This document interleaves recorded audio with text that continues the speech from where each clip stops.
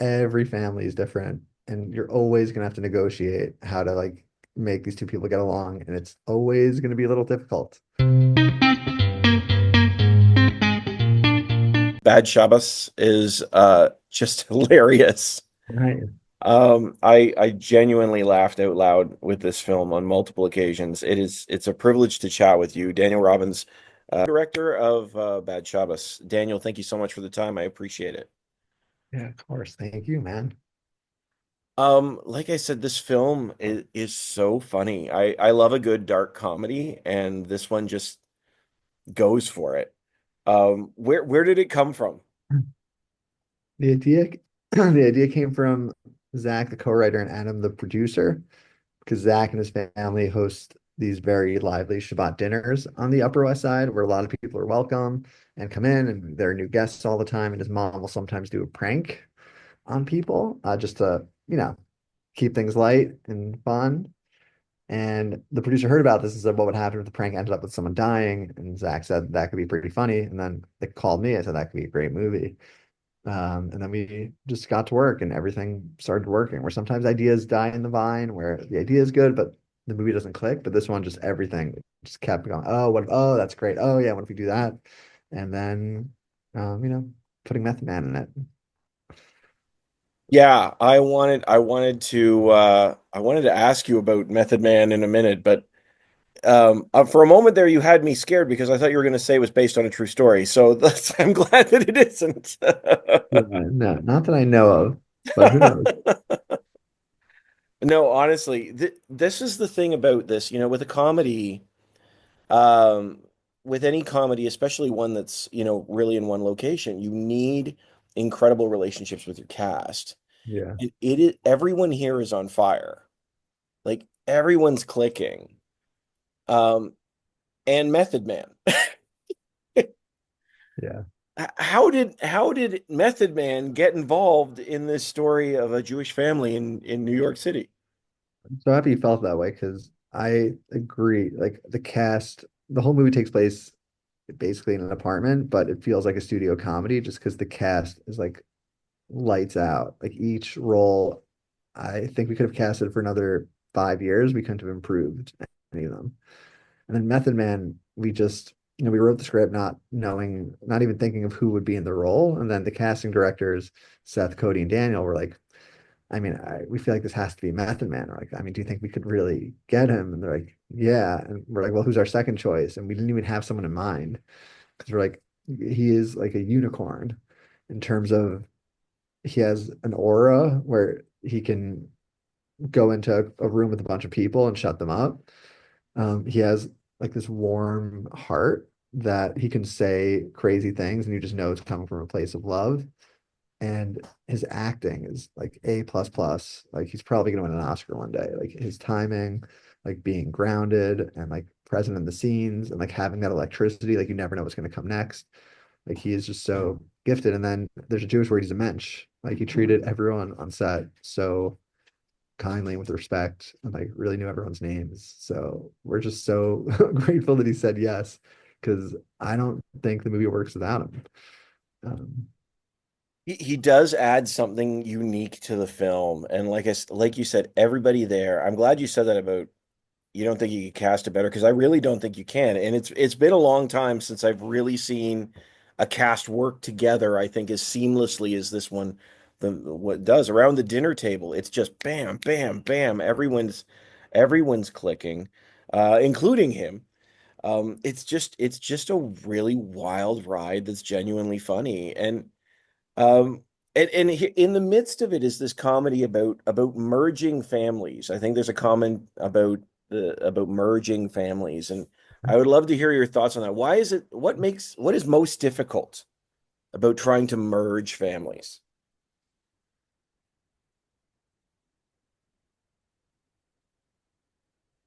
think that it's always hard. Like I was talking to a rabbi who had this line, and he said every marriage is an interfaith marriage. And Hmm. I think the lesson there is that every family is different, and you're always gonna have to negotiate how to like make these two people get along, and it's always gonna be a little difficult. Um, and it's something that people have been going through for thousands of years, and we're going to keep going through as long as humans are, coupling up. And there's just so much humor in it because I think we just everyone relates to it, and it's also something that's like my favorite kind of humor isn't humor that's like cynical or negative, but there's like a love under it and like trying to connect with other people and like merging of families is like the best intentions are there and it can go so wrong. And that just seems like such a good like fertile ground to be making a comedy in.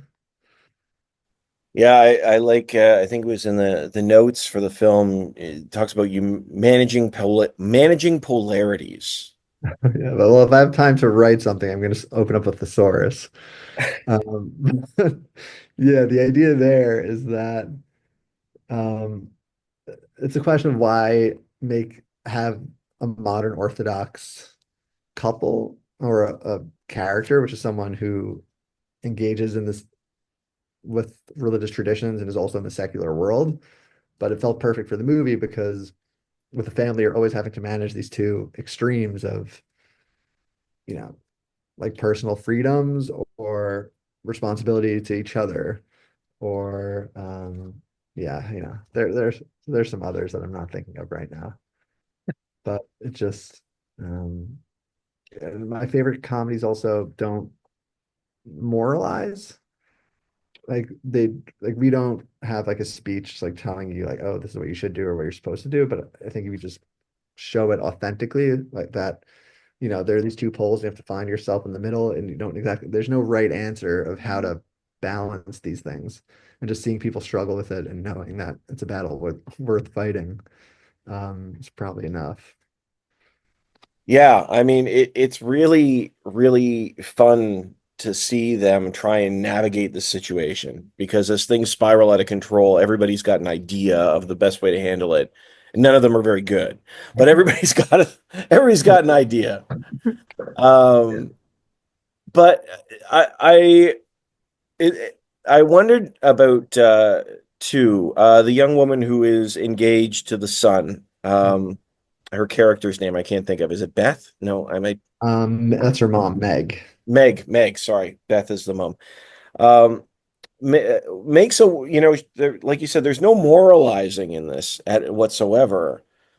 But she does make an interesting comment that affects the family in this situation, where she talks about being an angel, Oh, having no. changing the course of someone else's life, being an angel. I was wondering why you wanted to include that and what it means to you. Um, There's at my Shabbat dinners growing up, there's a point where someone usually has to stand up and share a Bible story. Mm. And we thought, okay, there's this girl who's converting, and we needed this emotional beat of it's very much a relation between her and the mother-in-law and trying to get them to get along. Like her and the guy are actually solid. So it's about like her trying to get the love of her mother-in-law. And we needed a moment when the mother-in-law kind of comes around to her as she's helping with this whole crazy night. And we thought like her telling the Bible story would be that perfect moment. So then it became the question of, okay, like what Bible story we're going to use. So thankfully, I subscribe to this Rabbi Sachs, who is incredibly wise and shares all these um, Bible stories about different portions of the Bible. And we looked in the Jewish calendar, you read a portion every week and you finish the Bible every year. So the movie takes place in early December. So we found a story there. And it was the story about this guy who, when Joseph's wandering in the desert, he tries to find where his brothers are and he stops by a stranger. And the stranger says, they went to Dothan, and then Joseph goes to find his brothers. But it's so odd for the Bible to include a line saying that he went to speak to a stranger and the stranger said, go over there. Because, the book is pretty tight. And the lesson is that this person was actually an angel who didn't know he was an angel and had a huge effect on this person's life.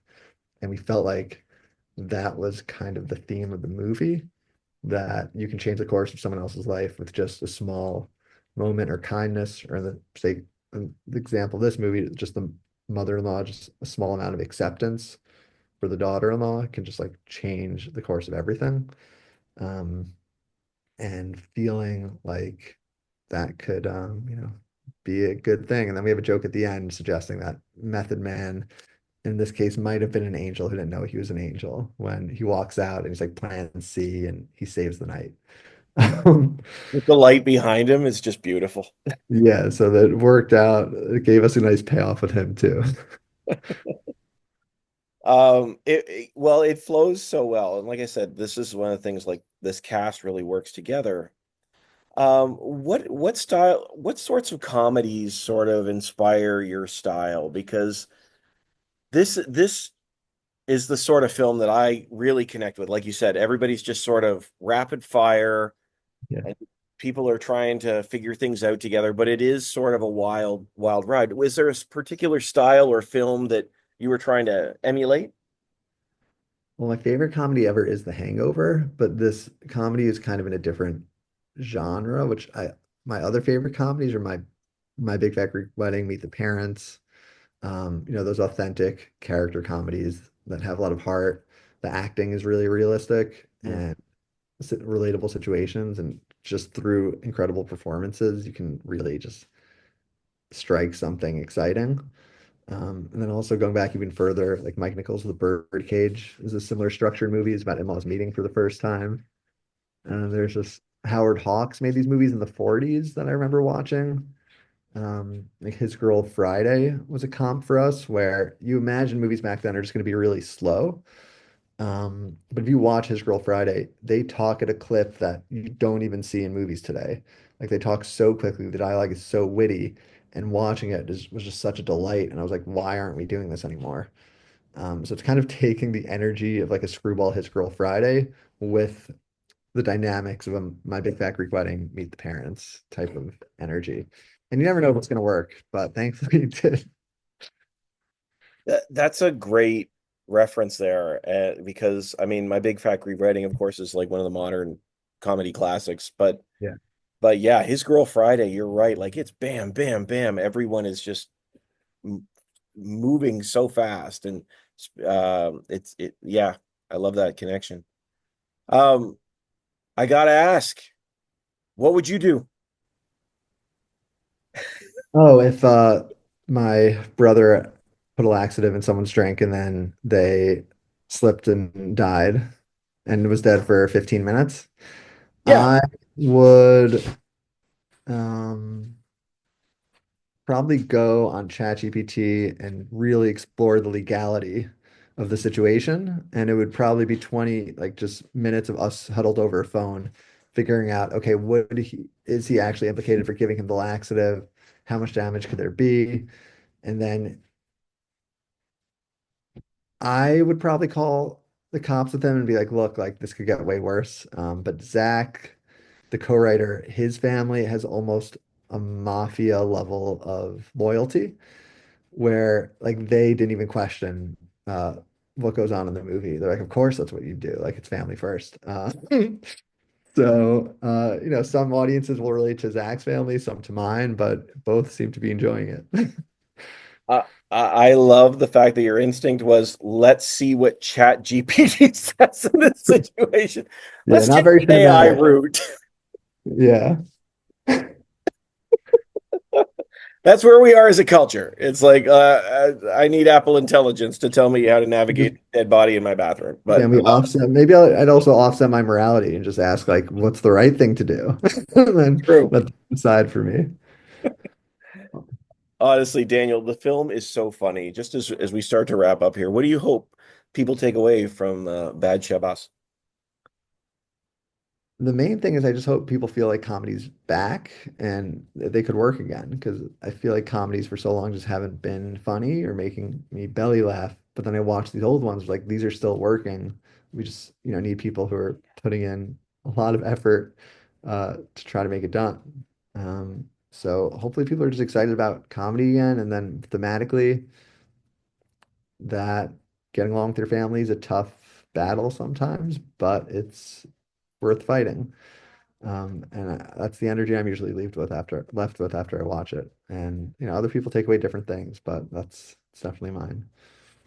I really, really appreciate it. Honestly, like I said, genuinely, the film is so funny. Opens Thursday, May 22nd. and in Cineplex Cinemas Empress Walk, Cineplex Cinemas Varsity and VIP Toronto, and Fifth Avenue Cinemas in Vancouver. Uh, Sweet. Director and co-writer Daniel Robbins with us here today. Honestly, Daniel, thank you so much for the time. I really do appreciate it. Thank you, Steve. This was like such a fun interview. I really appreciate it. I appreciate having you too. Have a great day. Thank you, too, everyone.